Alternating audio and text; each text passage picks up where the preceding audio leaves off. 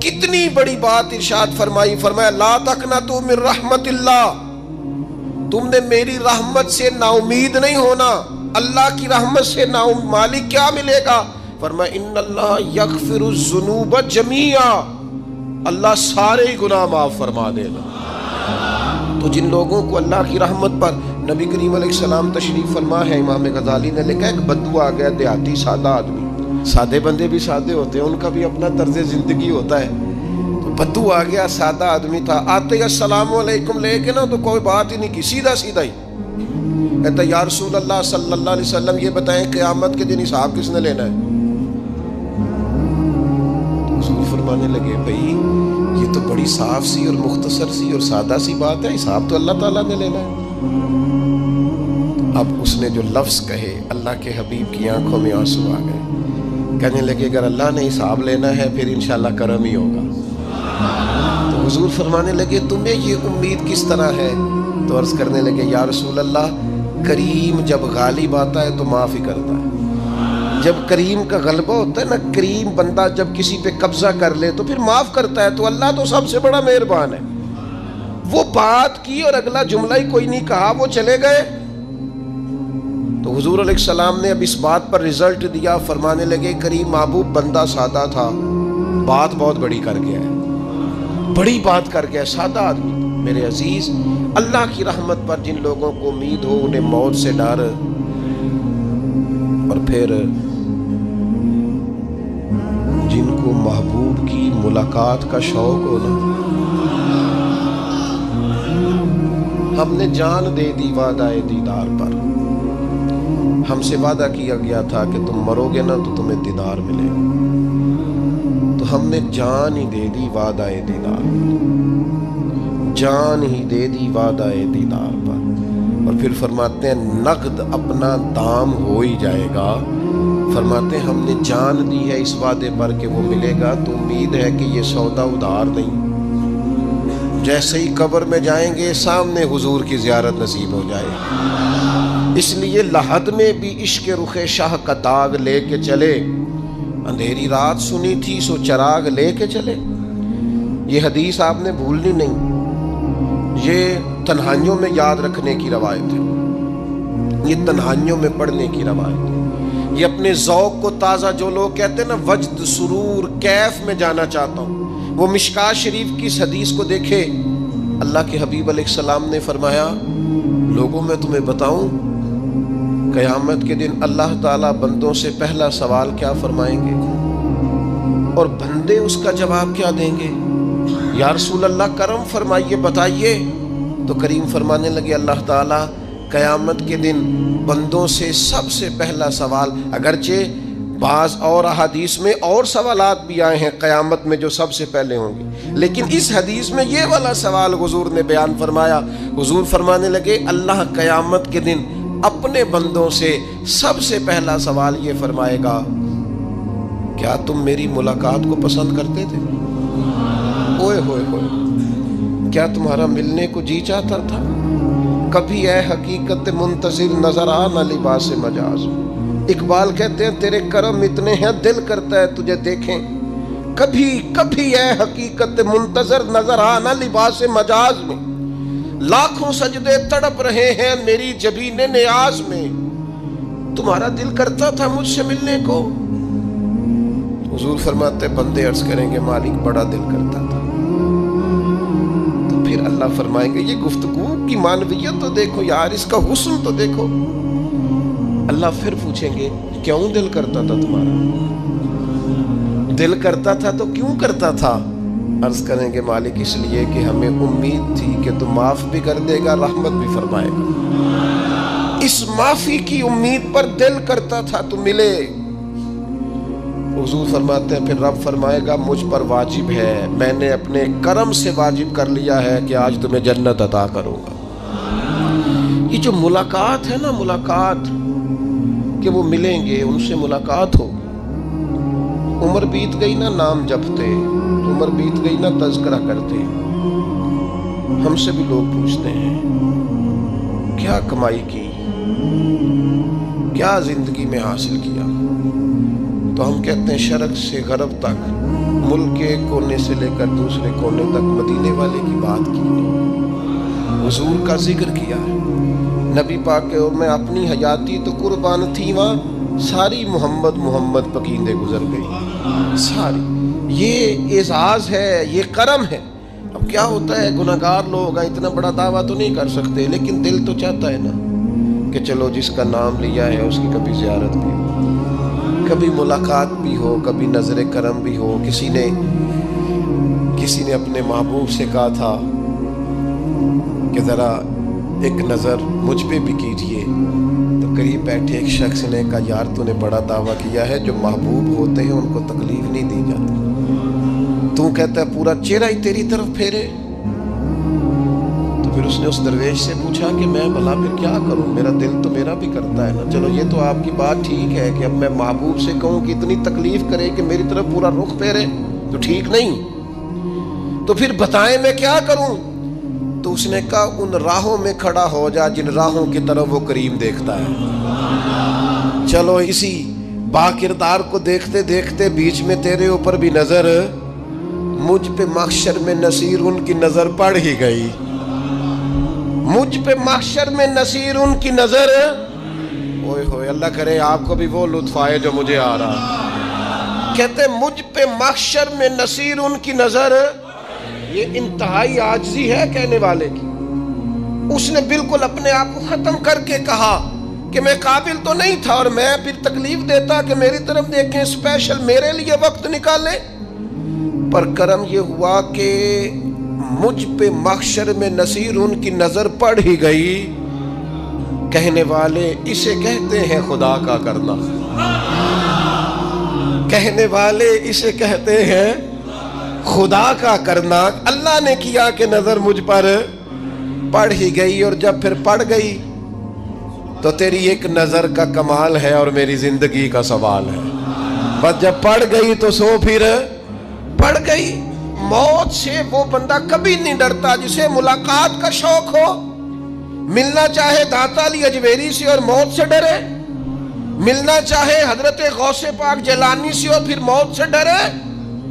زندگی گزری ہو علی علی کرتے پھر موت سے ڈرے، عمر بھر سیدنا عثمان غنی کی سخاوت کی بات کی ہو اور پھر جنت میں جا کے ان سے ملنے کا شوق پیدا نہ کرے، ساری زندگی سیدنا فاروق کا عدل بیان کیا ہو، ساری زندگی ان کے انصاف کا تذکرہ کیا ہو، پوری امت کو بتایا ہو کہ اگر جینا چاہتے ہو تو عمر کے رستوں پر چلو، اور پھر یہ موت سے ڈرے اور مر کے جناب فاروق اعظم کی زیارت کو پسند نہ کرے۔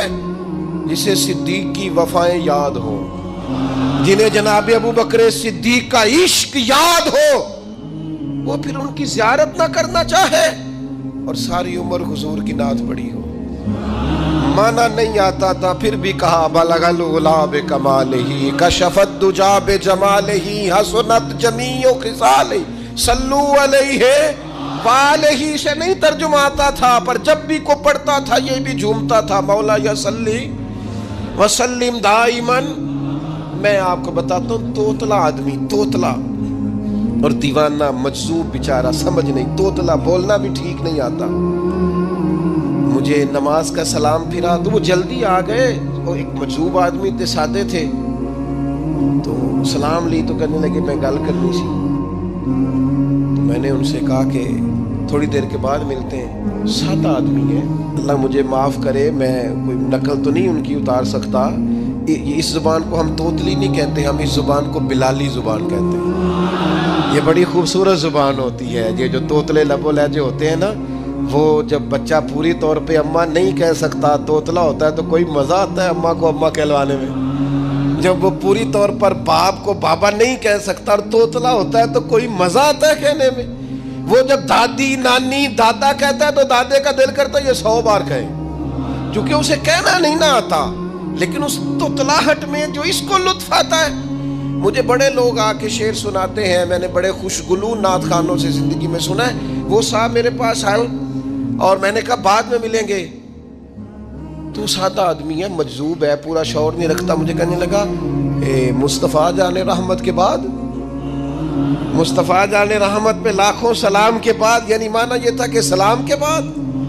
تو اب بڑے بڑے سریلے بندوں سے بھی بندہ سنتا ہے، میرا دل کرے. اور میں نے جان بوجھ کے ان سے کہا دوبارہ کیا جائے ذرا، کیونکہ توتلے تھے نا. میں نے کہا تو کہنے لگے مصطفیٰ جان رحمت پہ لاکھوں سلام کے بعد.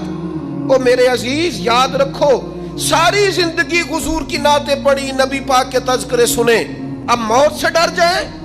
حالانکہ موت تو ایک پل ہے، پل سے گزریں گے تو سامنے اللہ کا دیدار بھی ہوگا، مدینے والے کی زیارت بھی نصیب ہوگی.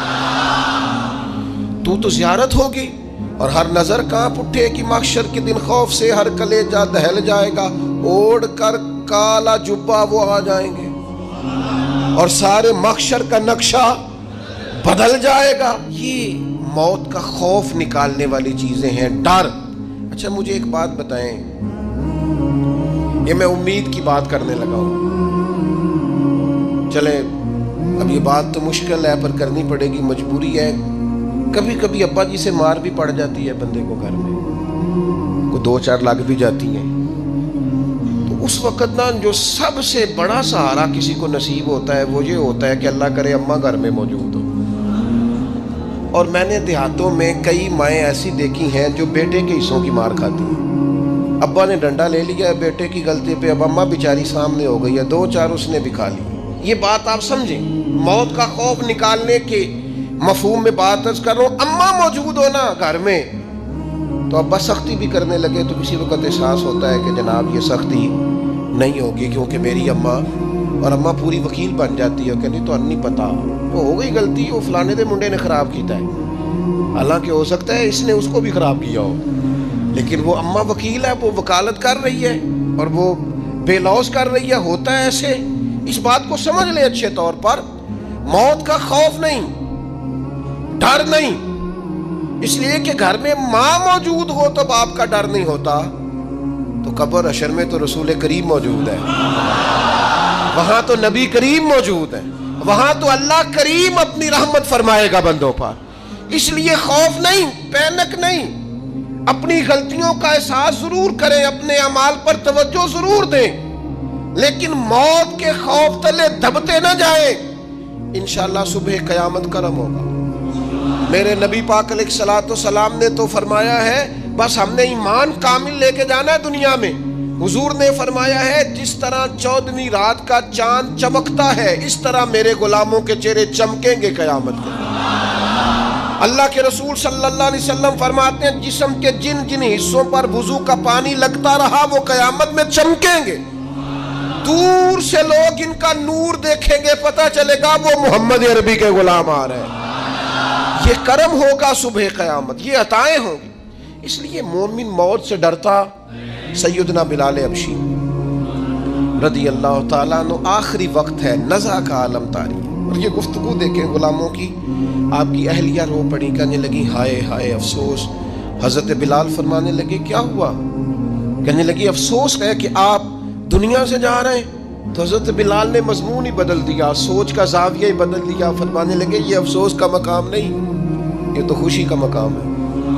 اس لیے کہ میری آج آنکھیں بند ہوں گی، قبر میں کھلیں گی، مدینے والے محبوب سے بھی ملوں گا، حضور کے غلاموں سے بھی ملوں گا صلی اللہ تعالی علیہ وسلم. تو موت تو مقام مسرت ہے، اور اگر یہ مل جائے زندگی میں. ایک بدو ایمان لے آئے، ابن ماجہ میں موجود ہے. حضرت ابو ہریرہ رضی اللہ تعالیٰ عنہ حدیث کے راوی ہیں، فرماتے ہیں ایک بدو ایمان لائے اور انہوں نے حضور علیہ السلام کے ساتھ ہجرت بھی کی. ابن ماجہ میں موجود ہے. تو نبی پاک علیہ السلام نے نا انہیں ایک صحابی کے ساتھ کر دیا. اب ان کے کام کاج میں مصروف ہو گئے ان کے ساتھ. تو حضور علیہ السلام نے نا ایک جگہ سے مال غنیمت آیا. تو طریقہ مبارکہ یہ تھا کہ مال غنیمت میں سب کو حصہ دیا جاتا تھا. اگرچہ وہ جہاد پہ نہیں گئے لیکن حضور نے انہیں بھی حصہ دیا. تو وہ صحابی تو رو پڑے، عرض کرنے لگے حضور میں اس کے لیے تو ایمان نہیں لایا تھا. حضور نے فرمایا پھر بتائیے، گرچہ حضور جانتے ہیں کس لیے لائے تھے. عرض کی حضور میں تو اس لیے ایمان لایا تھا کہ میں رب کی راہ میں لڑوں گا اور میں اپنی جان پیش کروں گا. میں شہادت کے لیے ایمان لایا تھا، مجھے یہ مال دولت نہیں چاہیے. تھوڑی ہی دیر گزری کہ ایک اور مارکے کا اعلان ہو گیا، جنگ کا اعلان ہو گیا۔ حضور نے فرمایا چلو، وہ گئے اور چند ہی لمحے گزرے کہ وہ میدان میں اترے اور پھر شہید ہو گئے۔ صحابہ کرام ان کی مقدس لاش مبارک کو اٹھا کے محبوب کے قدموں میں لائے تو نبی کریم نے کیا خوبصورت بات ارشاد فرمائی۔ حضور فرمانے لگے دیکھو اس نے اللہ کی تصدیق کی ہے تو رب نے بھی اس کی تصدیق فرما دی۔ اور پھر یہ دو جملے محبوب کہتے کہتے اٹھے اور پھر حضور نے اپنا جبہ مبارک اتارا اور اتار کے فرمایا اس بندے کو نہ اس جبے میں کفن دے دو، اس میں اسے کفن دو، اس لیے کہ تو شہادت کے لیے ایمان لایا، موت کی آنکھوں میں آنکھیں ڈال کے جیا، اپنی زندگی کمزور نہ گزارو۔ مسلمانوں پہ کافر کا رعب طاری ہو گیا ہے۔ ایک تو ہوتا ہے نا کہ کوئی مدد کرنا، کوئی آگے بڑھنا، فلسطین کا نام تک نہیں لے رہے حکمران زبان سے، ذکر تک نہیں کر رہے، چینل ذکر نہیں کر رہے۔ اتنا رعب، اتنا کفر کا خوف، صرف اس لیے کہ ہمیں موت کا ڈر ہے، مر جائیں گے تو بستر پہ نہیں مریں گے، بیماریوں سے نہیں مر جاتے لوگ۔ خدا کے بندو اپنی زندگی میں اتنا خوف اگر موت کا پیدا کر لو گے۔ حضرت سعید ابن جبیر رضی اللہ تعالیٰ عنہ بہت بڑے فقیہ تھے، حجاج بن یوسف نے بلایا اور کہنے لگا میں تمہیں موت دینے لگا ہوں، مار دوں گا تمہیں۔ بڑا ظالم آدمی تھا، بڑے لوگ اس نے قتل کیے تھے۔ حضرت سعید رضی اللہ تعالیٰ عنہ مسکرا پڑے اور غصے میں آیا، کہنے لگا کیوں ہنستے ہو؟ فرمانے لگے تو بڑا بیوقوف ہے، تجھے کس نے کہا زندگی اور موت تیرے ہاتھ میں، یہ تو تب آئے گی جب میرا رب چاہے گا۔ کہنے لگا لے جاؤ ان کو اور جا کے قتل کر دو۔ تو وہ جب جلاد لے جا رہے تھے تو آپ اور کھل کے مسکرائے، ہنسے۔ یہ آپ کی طاقت ہے کہ موت کو دیکھ کے مسکراہٹ ہو، لبوں پہ تبسم، رقصہ ہو، مسکرائے۔ جب آپ مسکرا رہے تھے تو اس کو اور غصہ آیا، واپس بلایا، کہنے لگا مسکراتے کیوں ہو؟ فرمانے لگے تیری جرت پہ مسکرا رہا ہوں اور اس بات پہ مسکرا رہا ہوں کہ رب کتنا بے نیاز ہے، تیرے جیسے لوگوں کو بھی مہلت دے رکھی ہے، کتنا بے نیاز ہے، تیرے جیسے لوگوں کو مہلت دے۔ اور غصے، کہنے لگا میرے سامنے قتل کرو۔ حضرت سعید ابن جبیر رضی اللہ تعالیٰ عنہ نے منہ کعبے کی طرف کر کے پڑھنا شروع کیا، انی وجہت وجہی للذی فطر السماوات والارض حنیفا وما انا من المشرکین۔ آپ یہ پڑھ رہے تھے تو کہنے لگا اس کا منہ کعبے سے پھیر دو۔ کعبے سے منہ پھیرا تو آپ فرمانے لگے تو بڑا ہی بیوقوف ہے، میرا رب کو صرف کعبے کی طرف مقید ہے، وَلِلَّهِ الْمَشْرِقُ وَالْمَغْرِبُ فَأَيْنَمَا تُوَلُّوا فَثَمَّ وَجْهُ اللَّهِ۔ چہرہ پھیر دیا جب اس نے تو آپ فرمانے لگے مشرق بھی اللہ کا، مغرب بھی اللہ کا، اور اللہ فرماتا ہے تم جدھر بھی منہ کرو ادھر ہی اللہ کی رحمت ہے۔ یہ پڑھا تو اب اس نے لٹایا، اور جب وہ آپ کو قتل کر رہا تھا تو حضرت سعید ابن جبیر کی ایک زوردار آواز گونجی، فرمایا یاد رکھنا مجھے اسی طرح قتل کرنا جس طرح تم خود قیامت میں قتل ہونا پسند کرتے ہو۔ میرا آخرت پر یقین کامل ہے، محشر میں عدالت لگے گی، میں تمہیں قتل کروں گا میں۔ حضرت سعید ابن جبیر کی وہ جرت تھی کہ دربار سارا لرز گیا حجاج کا۔ حضرت سعید ابن جبیر رضی اللہ تعالیٰ عنہ کہنے لگے اللہ اسے میرے بعد کسی پر مسلط نہ کرنا، میرا قتل آخری ہو، میرے بعد نہ ہو۔ ڈر گئے لوگ، سہم گئے، اور وہ جو جلاد آپ کو قتل کر رہا تھا اس کے بھی ہاتھ کانپ رہے تھے۔ اتنی جرت، موت کا ایک منٹ کے لیے خوف نہیں۔ حضرت سعید ابن جبیر رضی اللہ تعالیٰ عنہ شہید ہو گئے تو اتنا خون نکلا، اتنا خون نکلا، اتنا خون نکلا، خون بند ہی نہیں ہو رہا۔ ایک طبیب بیٹھا تھا، ہانپتے کانپتے ڈرے ہوئے، سہمے ہوئے۔ حجاج کہنے لگا اس سے اتنا خون؟ تو کہنے لگا بادشاہ میں نے سالوں مریض دیکھے ہیں، اس کو پتہ چل جائے نا مرنے والا ہوں وہ تو اتنا خوف میں آتا ہے، پہلے ہی اس کا سارا خون جم جاتا ہے اور سکڑ جاتا ہے اور اس کا خون جل جاتا ہے۔ یہ جو بندہ تم نے شہید کیا ہے نا اس میں ایک رتی برابر بھی موت کا خوف نہیں تھا، موت کے خوف سے بے نیاز تھا، اتنا خون نکلا۔ حضرت سعید ابن جبیر شہید ہوئے اسی دن حجاج کے پیٹ میں درد شروع ہوا، صرف 15 دن حجاج بعد میں زندہ رہا ہے، 15 دن، اور ساری رات تڑپتا تھا، کہتا تھا مجھے خواب میں آ کے پیروں سے گھسیٹتے حضرت سعید ابن جبیر۔ चिल्लाता तड़पता। 15 दिनों के अंदर तबीबों ने कहा तेरा जो मर्ज है ये कोई आसमानी अजाब है। मेरे अजीज, मौत से डरे नहीं, बल्कि जो जालिम हो उनको डरा दें, ये मोमिन की शान है। अपनी जिंदगी के अंदर से मौत का खौफ निकाल दें ताकि जिंदगी के जो दिन हैं वो जिए तो जा सकें, वो इंसान मजबूती से वक्त से गुजार सके। हजरत अली शेर खुदा रज़ी अल्लाह ताला अन्हु ना, वो जैकेट नहीं पहनते थे जंगी, जो कमर पे पीछे लोग पहनते थे ना, तलवार कोई मारे तो जख्म ना हो। तो किसी ने मौला अली शेर खुदा रज़ी अल्लाह ताला अन्हु से फरमाया पुश्त पर आप वो जैकेट नहीं पहनते लोहे की। आप फरमाने लगे पुश्त तो दिखानी नहीं। तो कहने लगे मौत से डर नहीं आता? फरमाया बिल्कुल भी नहीं। और फरमाया मुझे बिल्कुल डर नहीं आता कि मैं मौत पर आ गिरूं या मौत मेरे ऊपर जा गिरे। हम तो शहादत हजरत खालिद बिन वलीद रज़ी अल्लाह ताला अन्हु एक दिन नौजवानों को खिताब करते करते कहने लगे मौत से कभी ना डरना, मैंने सारी जिंदगी जंगों में गुजारी है, मेरे वजूद पर एक जर्रा भी जिस्म का हिस्सा ऐसा नहीं जिस पर जख्म ना हो। और यो कहते कहते रो पड़े। फरमाने लगे, ये बात करते करते रो पड़े, फरमाने लगे देख लो जिंदगी सारी मैं